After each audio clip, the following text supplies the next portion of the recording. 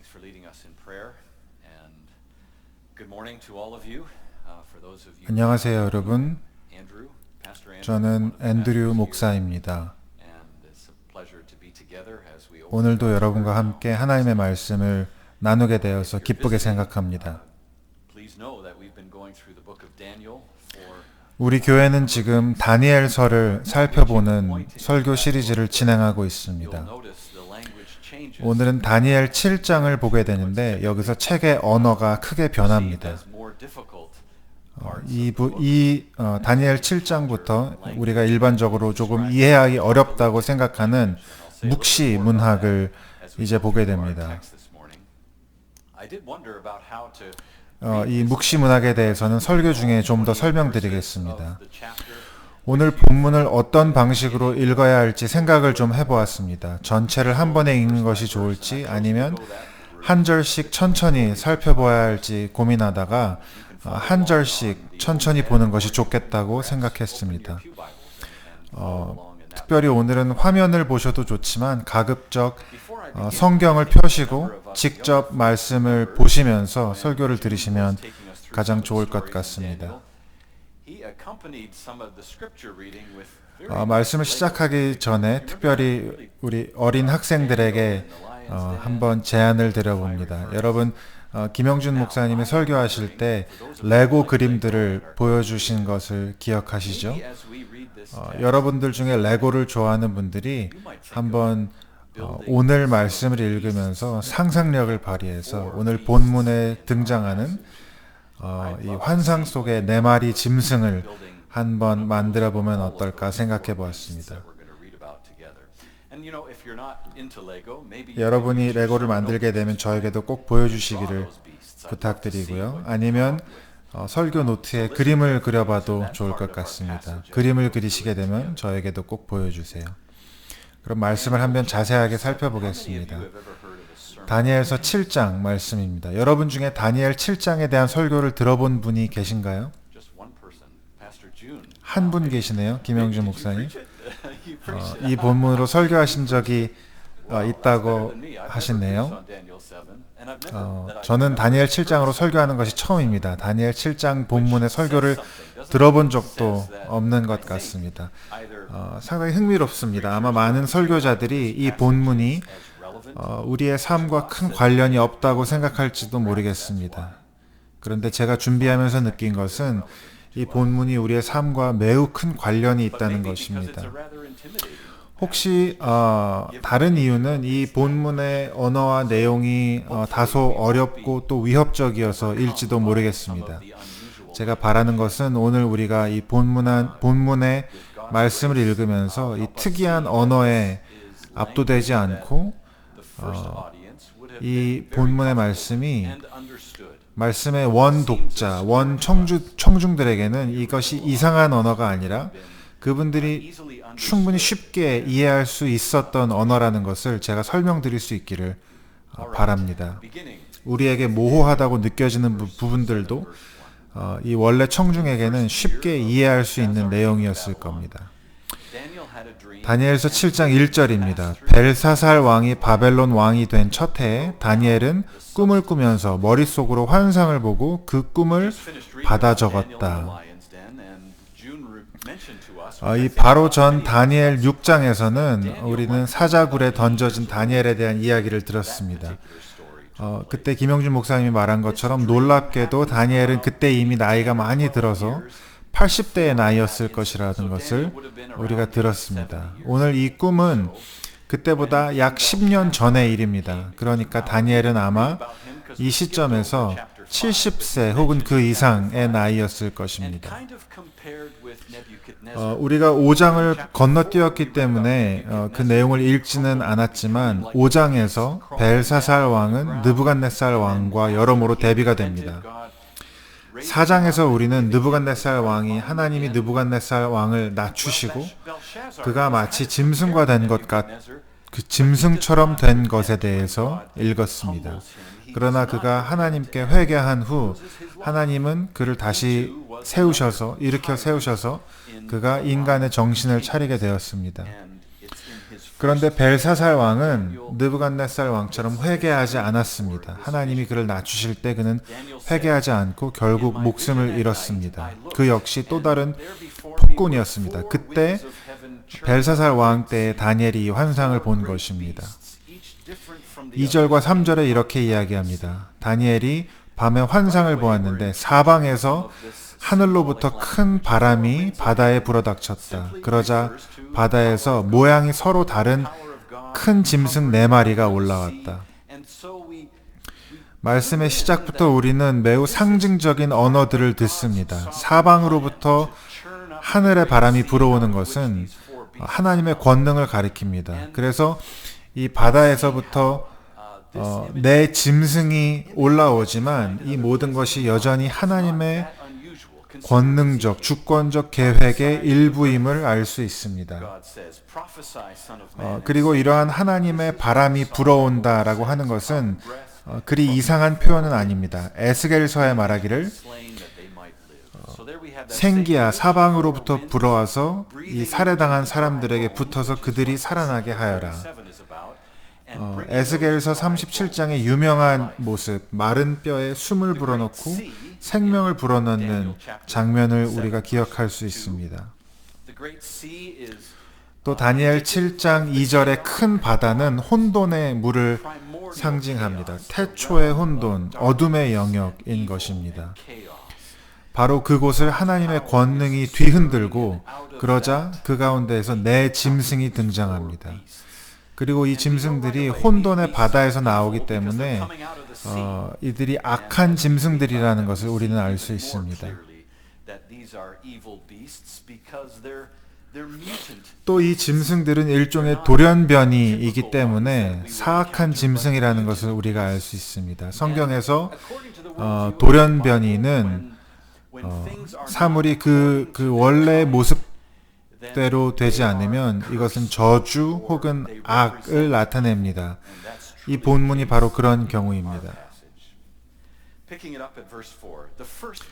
4절 말씀입니다. 첫째 짐승은 사자와 같으나 독수리의 날개를 가지고 있었다. 내가 살펴보는 동안에 그 날개들이 뽑혔고 그 짐승이 몸을 일으키더니 사람처럼 발을 땅에 디디고 섰는데 사람의 마음까지 지니고 있었다.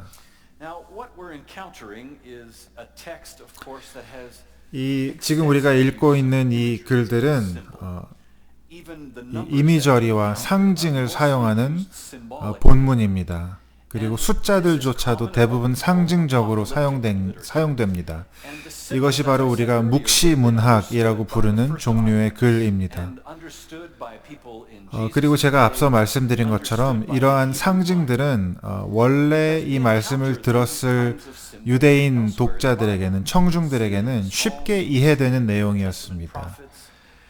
성경의 많은 곳에서 우리가 이러한 상징을 봅니다. 시편에서 또 선지서들에서 또 신약에서도 마가복음 13장이나 마태복음 24장 등에서 이러한 묵시 문학을 발견하게 됩니다. 바울의 글에서도 데살로니가 후서 2장을 비롯한 묵시 문학의 글들이 보이고 또 요한계시록은 가장 잘 알려진 묵시 문학입니다. 이 다니엘서에 기록된 그러한 수많은 상징들이 요한계시록에서도 발견됩니다. 그러면 독수리 날개를 가진 사자와 같은 이 짐승은 무엇입니까? 예레미야서 4장 7절에서 바벨론이 바로 그 사자, 또 나라들을 멸망시키는 사자와 같은 짐승으로 묘사되어 있습니다.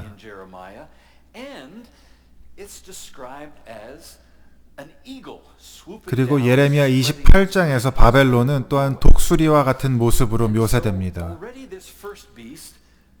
그래서 이 글을 원래 들었던 유대인 청중들은 이 짐승의 정체가 무엇인지 금방 이해할 수 있었을 것입니다.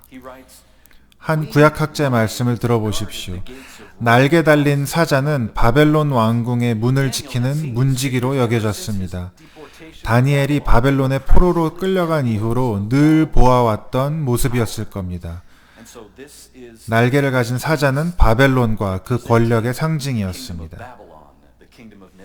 이렇게 첫 짐승은 바벨론 왕국과 느부갓네살 왕을 상징합니다. 그런데 그 짐승의 날개가 뜯겨져 있었다라고 말합니다. 말씀드린 것처럼 다니엘 4장에서 느부갓네살 왕이 그 모든 능력을 잃고 낮아지게 되었습니다. 말하자면 그 날개가 찢겨 나간 것이죠. 그런데 그가 또 어느 순간 다시 인간처럼 땅에 설 수 있었고 인간의 마음을 받았습니다. 그 광기로부터 벗어났습니다. 그래서 이 첫 짐승에 대한 묘사는 바벨론 왕국에 대한 것일 수도 있고 또 느부갓네살 자신에 대한 것이라고도 볼 수 있습니다.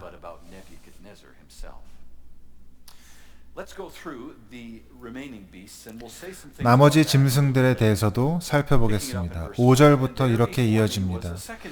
또 살펴보니 다른 짐승, 곧 둘째 짐승은 곰과 같았는데 뒷발로 서 있었다. 그 짐승은 갈빗대 3개를 물고 있었는데 누군가가 그에게 이렇게 말하였다. 일어나서 고기를 많이 먹어라. 그 뒤에 또 다른 짐승이 나왔다. 그것은 표범처럼 생겼으나 등에는 새의 날개가 4개나 있었고 머리도 4개나 달려 있었으며 아주 권위가 있어 보였다. 그 뒤에 넷째 짐승이 나왔다. 그것은 사납고 무섭게 생겼으며 힘이 아주 세었다. 이 짐승은 쇠로 된 이빨을 가지고 있어서 먹이를 잡아먹고 으스러뜨리며 먹고 낡은 것은 발로 짓밟아 버렸다. 이 짐승은 다른 짐승들과는 달리 뿔을 10개나 달고 있었다. 내가 그 뿔을 유심히 살펴보니 다른 작은 뿔 하나가 그 뿔들 사이에서 돋아났다. 먼저 나온 뿔 가운데서 셋이 새로 돋아난 그 뿔에 밀려서 뽑혔다. 새로 돋아난 뿔은 사람의 눈과 같은 눈을 가지고 있었고 입이 있어서 거만하게 떠들었다. 이러한 짐승들의 환상은 어느 정도의 공포를 불러일으켰을 겁니다. 어느 정도의 불안함과 두려움을 불러일으켰을 겁니다. 그리고 그러한 두려움과 공포는 다니엘이 평생 동안 어느 정도 느꼈을 감정일 겁니다. 느부갓네살 왕과 벨사살 왕, 또 다리우스 왕과 고레스 왕 아래서 다니엘과 그의 친구들, 그리고 모든 하나님의 백성들이 이와 같은 폭정을 경험했습니다. 모든 사람들로 하여금 그들이 세운 동상에 절하도록 명령했던 것. 이처럼 다니엘의 삶을 통해 이러한 짐승들이 가져왔을 그 두려움과 불안함을 우리가 공감할 수 있습니다. 또한 다니엘은 평생 압제와 핍박과 고난을 겪고 있는 포로된 하나님의 백성들 때문에 한탄했을 것입니다.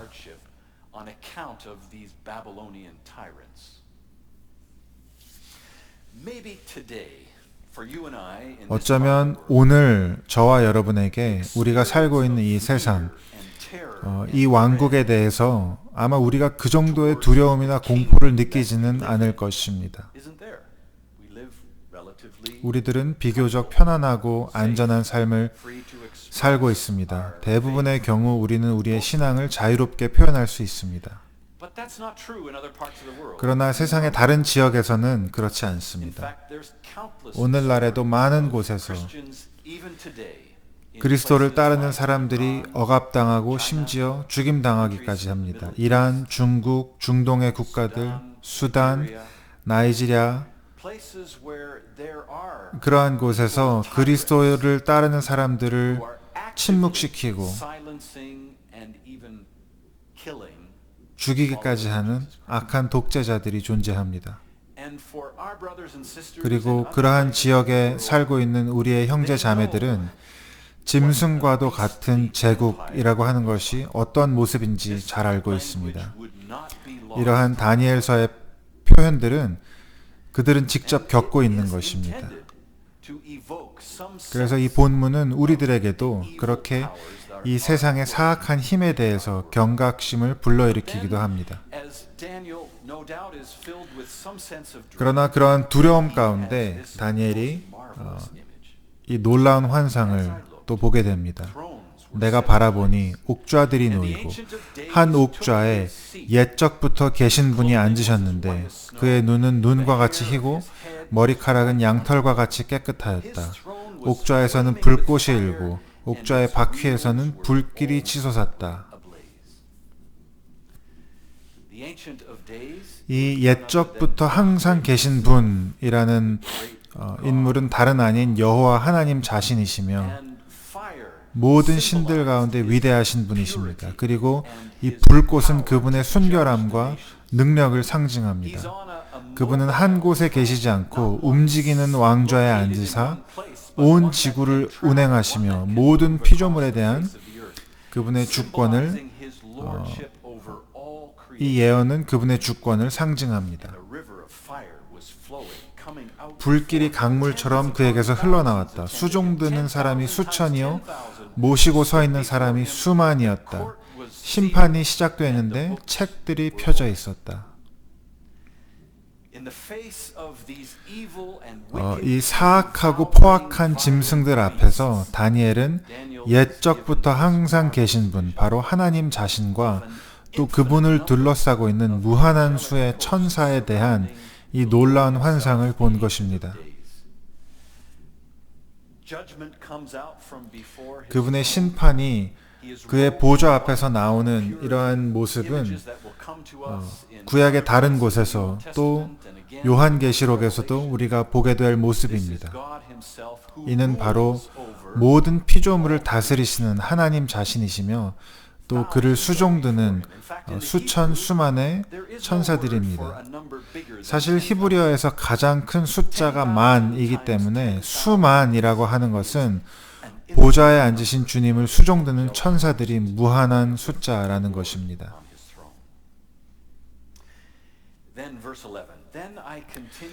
11절 내가 보고 있는 동안에 작은 뿔이 크게 떠드는 소리를 들을 수 있었다. 내가 살펴보니 네 번째 짐승이 살해되고 그 시체가 타는 불에 던져졌으나 나머지 짐승들은 그들의 권세를 빼앗겼지만 그 생명은 얼마 동안 연장되었다.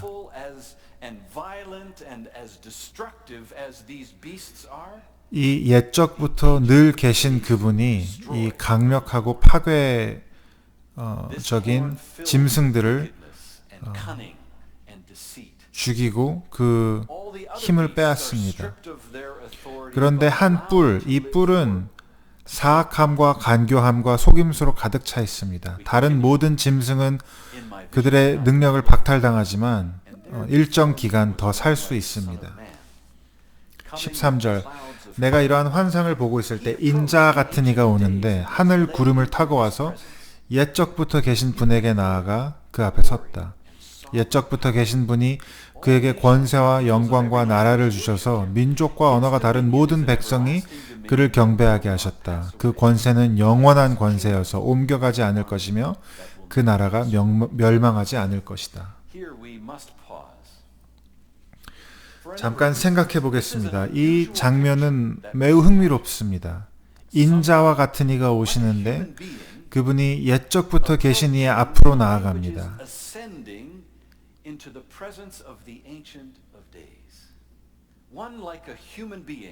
여기서 인자 같은 이라는 것은 히브리어로는 아담의 자손입니다. 그가 올라가 옛적부터 항상 계신 분에게 나아가고 있습니다. 구름을 타고. 그런데 구약 성경에 구름을 탄 사람은 단 한 명뿐입니다. 이사야 19장 1절 여호와께서 빠른 구름을 타고 애굽에 임하시나니 시편 68편 그 이름을 찬송하며 구름을 타신 이를 찬양할지어다 그의 이름은 주님이시다. 성경에서 구름을 타시는 분은 오직 하나님이십니다. 그런데 지금 인간과 같은 이가 구름을 타고 하나님, 옛적부터 계신 분의 임재 안으로 들어가고 있는 것입니다.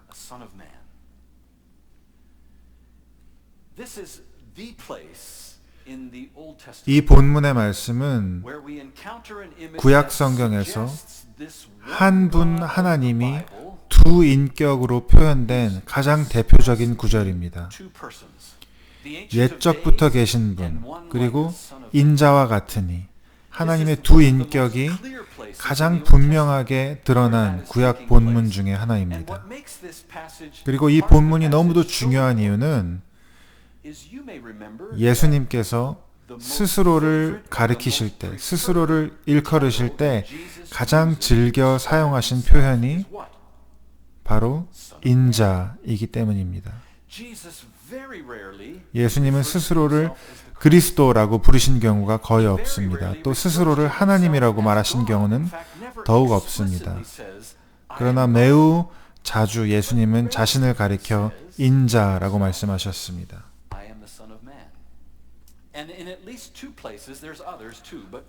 그와 같은 수많은 본문이 있지만 중요한 두 구절을 살펴보겠습니다. 잘 들어보시기 바랍니다. 먼저 마가복음 13장입니다. 마가복음 13장은 묵시적인 글로서 마지막 날에 닥칠 고난에 대해서 이야기합니다. 그날에는 해가 어두워지고 달이 빛을 내지 않고 별들이 하늘에서 떨어지고 하늘의 세력들이 흔들릴 것이다. 그때에 사람들이 인자가 권능과 영광에 쌓여 구름을 타고 오는 것을 볼 것이다. 바로 다니엘 7장의 환상을 말하고 있는 것입니다. 그리고 마가복음 14장에서 예수께서 재판을 받으실 때에 대제사장이 예수께 묻습니다. 그대는 찬양을 받으실 분의 아들 그리스도요? 예수께서 말씀하십니다. 내가 바로 그이요. 당신들은 인자가 전능하신 분의 오른쪽에 앉아 있는 것과 하늘의 구름을 타고 오는 것을 보게 될 것입니다. 예수님께서 스스로 다니엘 7장의 말씀을 가지고 자신이 누구인지 설명하시는 것입니다. 구름을 타고 오시는 분, 인간이 되신 하나님 자신, 모든 능력과 권세를 가지신 분. 신약 성경의 수많은 말씀들이 예수님께 모든 권세와 능력과 주권이 있음을 묘사합니다. 그래서 우리는 다니엘 7장을 통해서 예수 그리스도의 다시 오심을 미리 보게 되는 것입니다. 계속해서 15절 말씀입니다. 나 다니엘은 마음속이 괴롭고 머리에 환상들이 나를 번민하게 해서 거기에 있는 천사들 가운데 하나에게 가까이 가서 이 모든 일의 뜻을 물었다. 그가 나에게 설명하면서 그 일을 풀이하여 알려주었다. 우리가 주목할 것은 우리가 두 차례나 본 것처럼 뛰어난 꿈 해석가였던 다니엘이 자기가 꾸고 있는 꿈을 해석할 수 없었다는 것입니다. 이 꿈은 전혀 다른 꿈입니다. 앞으로 펼쳐질 우주적 사건을 계시하는 꿈인 것입니다.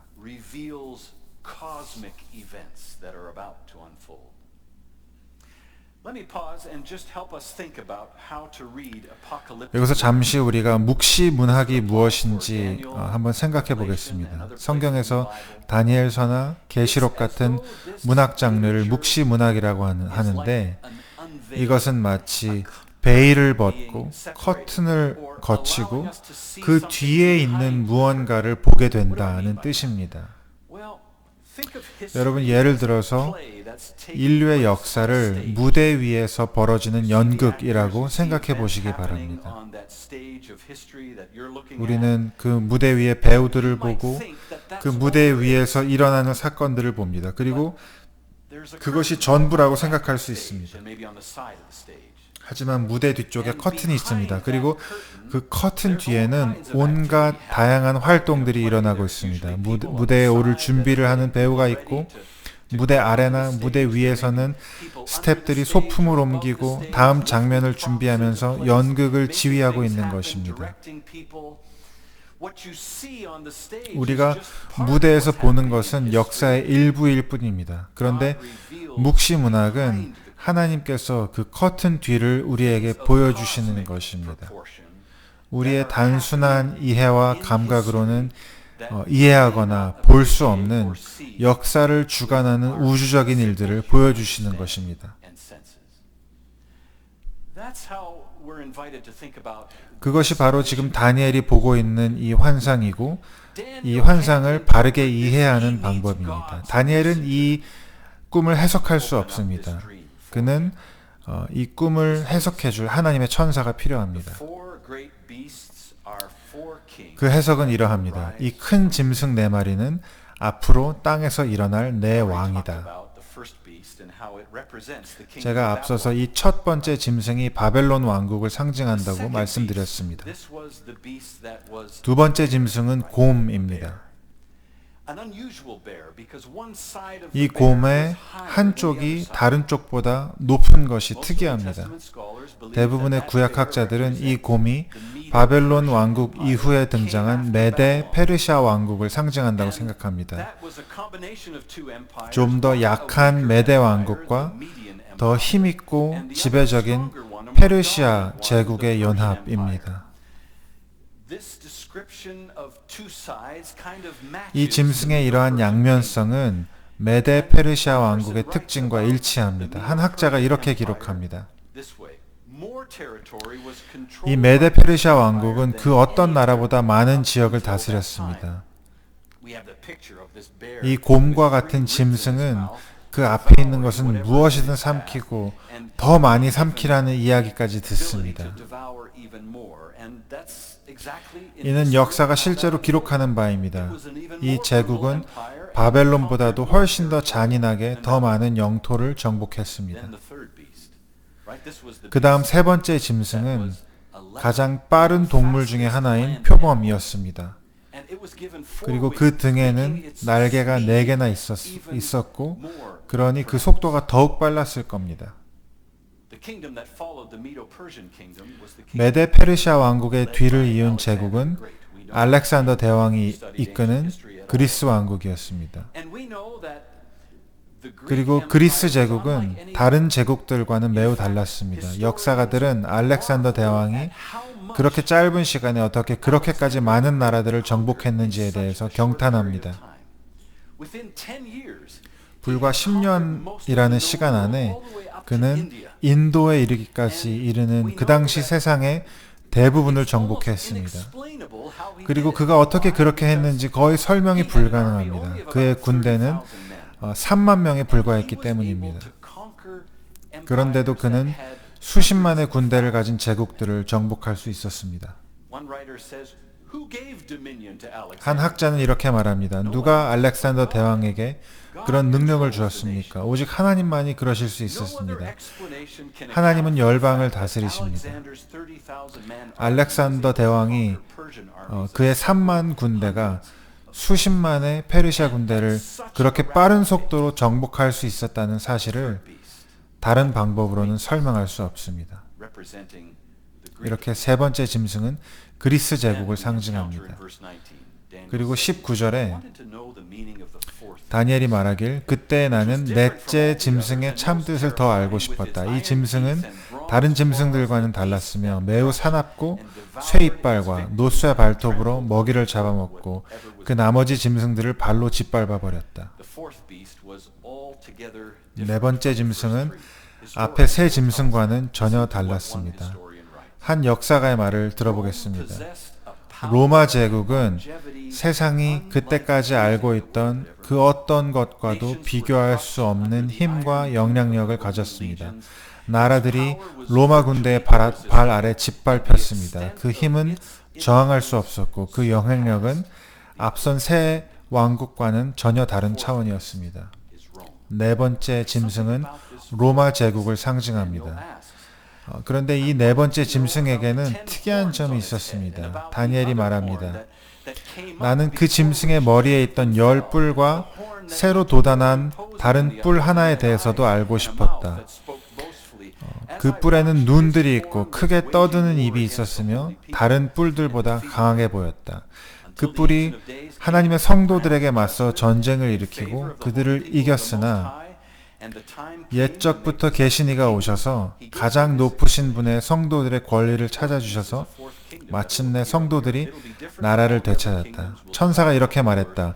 넷째 짐승은 네 번째 나라로서 다른 모든 나라와 다르고 온 땅을 삼키고 짓밟고 으스러뜨릴 것이다. 그 10뿔은 그 나라에서 일어날 10왕이다. 그 뒤에 또 다른 왕이 일어날 것인데 그 왕은 먼저 있던 왕들과 다르고 또 전에 있던 새 왕을 굴복시킬 것이다. 그가 가장 높으신 분께 대항하여 말하며 가장 높으신 분의 성도들을 괴롭히며 정해진 때와 법을 바꾸려고 할 것이다. 성도들은 한 때와 두 때와 반 때까지 그의 권세 아래에 놓일 것이다. 넷째 짐승에게는 10개의 뿔이 있었습니다. 그 뿔은 힘을 상징합니다. 성경에서 숫자 10은 또한 완전함을 뜻합니다. 다니엘이 본 것은 아마도 로마의 10왕 혹은 10왕국 혹은 로마로부터 이어지는 왕국들의 힘을 상징합니다. 때때로 기독교인들은 이 10개의 뿔이 각각 무엇을 상징하는지 해석해 보려고 노력하기도 했습니다. 어떤 이들은 그 10개의 뿔이 유럽연합을 상징한다고 말하는 사람들도 있었습니다. 저는 그러한 과도한 해석은 잘못되었다고 생각합니다. 성경에는 그런 해석을 뒷받칠 만한 근거가 없습니다. 그러나 로마와 같은 방식으로 이 땅을 통치하는 왕들은 여전히 이어지고 있습니다.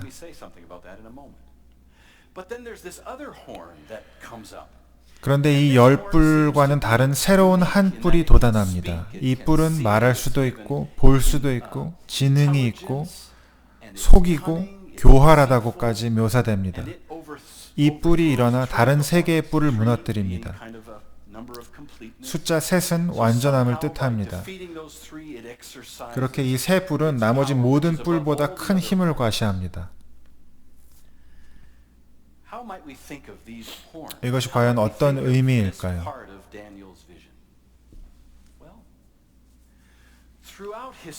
인류의 역사를 통틀어서 로마와 같이 왕국을 통치하는 왕들이 있었습니다. 폭정과 압제로, 힘과 폭력으로,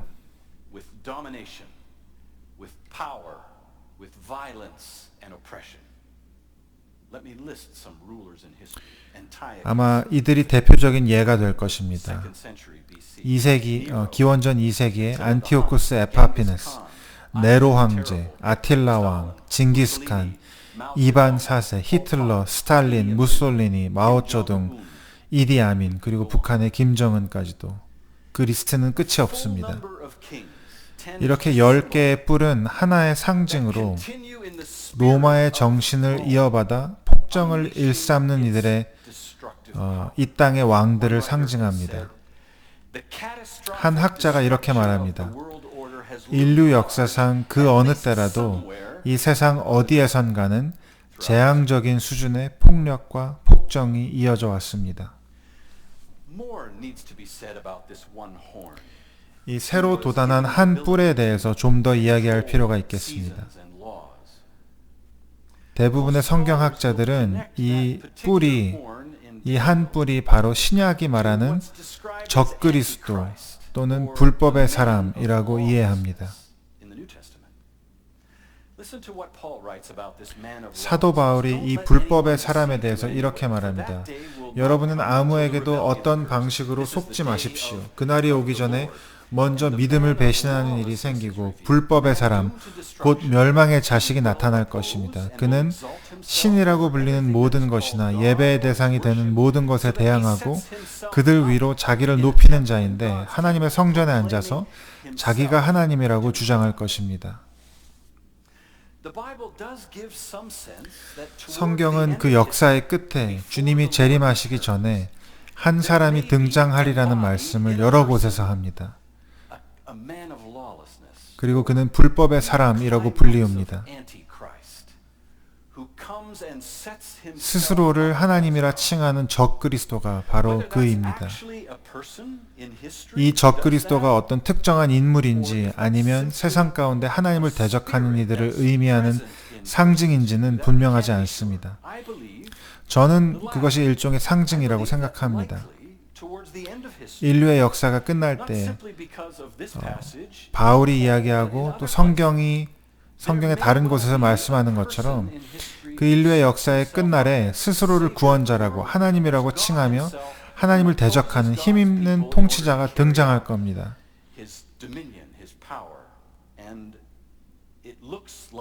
그리고 그 적그리스도는 하나님의 백성들을 대적하고 힘들게 할 것입니다.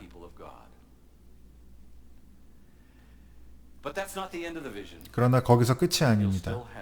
다니엘의 환상은 아직 끝나지 않았습니다. 그러나 심판이 내려서 그는 권세를 빼앗기고 멸망하여 없어질 것이다. 나라와 권세와 온 열국의 위력이 가장 높으신 분이 거룩한 백성에게로 돌아갈 것이다. 그의 나라는 영원한 나라다. 권세를 가진 모든 통치자가 그를 섬기며 복종할 것이다.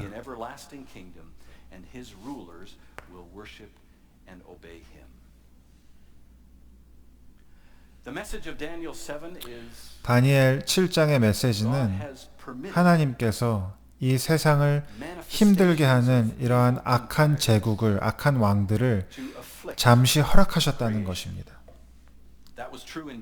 다니엘의 시대에도 그랬고 우리 시대에도 마찬가지입니다. 여전히 이 세상에는 악한 통치자 아래 신음하는 이들이 있습니다.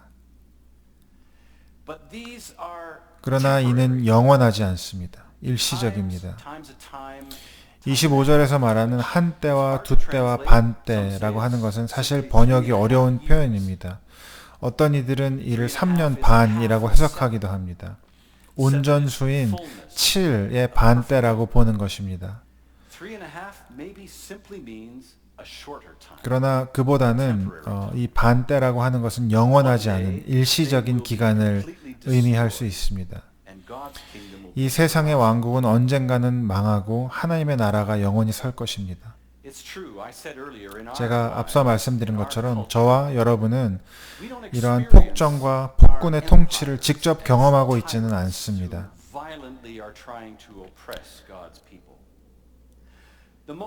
아마 우리 시대에 이 지역에서 그리스도인들이 겪는 어려움이라면 아마 이 사회가 점점 그리스도인들을 적대시하고 무시하고 비웃고 또 특히 온라인에서 비난을 받는 정도일 겁니다. 아니면 이 사회에서 교회가 점점 정치적인 힘을 잃어가고 특별히 인간의 성과 결혼 문제에 있어서 교회는 이 사회의 새로운 규범을 따르기를 점점 더 강요받고 있습니다. 어느 정도 억압받는 모습일 수 있습니다. 그러나 그럼에도 불구하고 대체로 우리는 우리의 신앙을 표현하는 데 있어 여전히 매우 자유롭고 관대한 사회에 살고 있습니다. 그러나 점점 더 많은 기독교인들이 사회로부터 소외되고 있다는 느낌을 받습니다. 기독교는 많은 종교 중 하나일 뿐 모든 종교가 모두 평등한 삶의 방식, 선량한 시민으로서 동등하다고 생각하도록 요구됩니다. 이것이 이 시대의 기독교인들에게 요구되는 사고방식입니다. 그러니 기독교인이 이슬람교도나 힌두교도처럼 동등하게 선하고 좋은 종교를 가진 사람들에게 복음을 전파하는 것을 폭력적이고 부당하다고 말하는 것입니다. 우리만 진리를 가지고 있다는 고백이 교만하고 반사회적인 것으로 여겨지는 것입니다.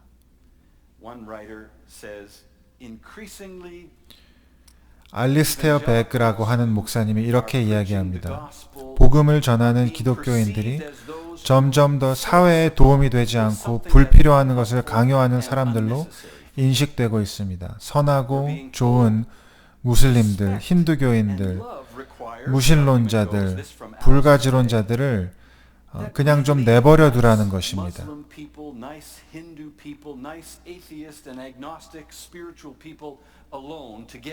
그들에게 우리가 믿는 바를 강요하지 말라는 것입니다.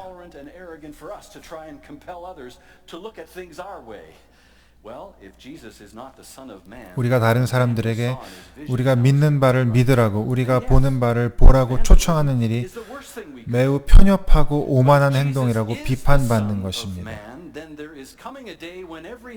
그러나 예수님께서 다니엘서에서 이야기하는 바로 다시 오실 그 인자라면 언젠가 온 세상이 그분 앞에 무릎 꿇을 날이 올 텐데 어떤 이들은 기뻐 외칠 것이고 어떤 이들은 그때야 통곡하며 근심할 텐데, 그러면 우리가 믿는 바에 대해서 침묵하고 전하지 않으면서 어떻게 우리가 이웃을 사랑한다고 말할 수 있겠습니까?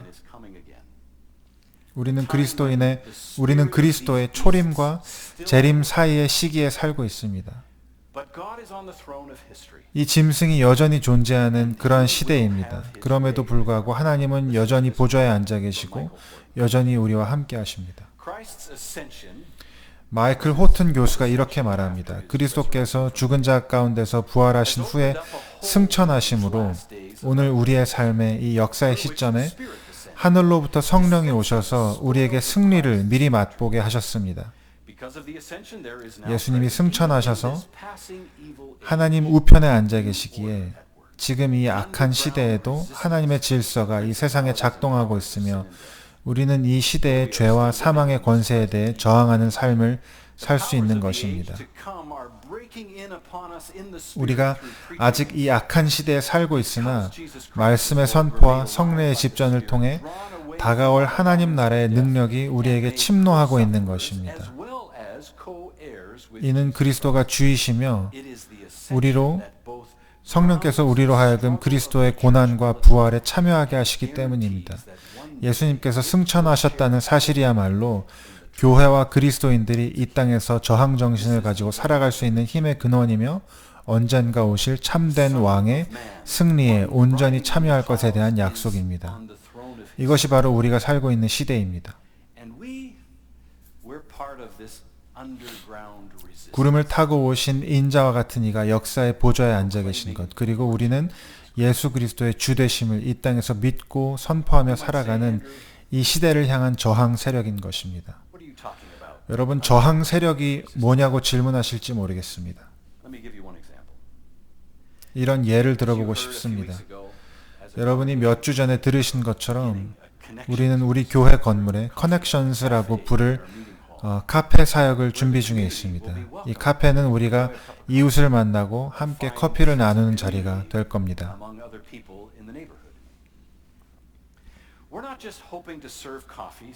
그러나 우리는 사람들이 그저 좋은 커피 한 잔을 마시고 휴식을 취하고 좋은 시간을 보낼 수 있는 그런 장소만을 바라고 이 일을 하는 것이 아닙니다. 물론 그것도 중요합니다. 그러나 우리는 단지 사람들의 기분을 좋게 하려고 커피를 제공하는 것이 아닙니다. 단지 좋은 커피를 만드는 것이 목적도 아닙니다. 저는 이것을 일종의 저항이라고 부르고 싶습니다. 이 장소는 이 세상의 문법과 가르침을 저항하는, 그렇게 사람들의 마음을 부드럽게 하고 결국 예수 그리스도에 대해서 들을 수 있는 기회가 될 것입니다. 어떤 분들은 그건 사람들을 속이는 거 아니냐고 말할 수도 있습니다. 그러나 그렇지 않습니다. 예수님은 하늘 보좌에 앉아 계시고 예수님만이 진리와 생명이시며 예수님만이 진리와 생명이시며 진리 되신다는 것을 가능한 친절하고 설득력 있는 방식으로 나누는 것이 우리의 소명입니다. 사람들이 함께 앉아서 커피를 마시는 이 환대의 자리를 통해서 그들의 마음이 부드러워져서 그들이 교회에 대해서, 예수님에 대해서, 하나님에 대해서 듣게 될 것입니다. 어쩌면 하나님이 이 일을 통해서 구원을 베푸시도록 그들의 마음을 여는 수단이 될 것입니다. 이 세상 나라에 대한 저항의 삶, 그것이 우리가 부름받은 삶의 모습입니다. 이 세상에서 그렇게 그리스도의 사랑과 용서와 자비와 진리와 공의를 나타내는 것입니다.